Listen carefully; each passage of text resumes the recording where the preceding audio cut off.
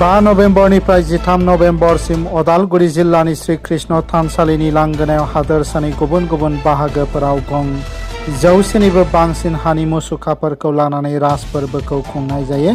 साननैसो सिगां खुंग्रा आफादा मुंदांखा महरगिरि जुबिन गार्ग आरो डक्टर भुपेन हाजरिकाखौ मान बावनाय हाबाफारिबो खुंदों।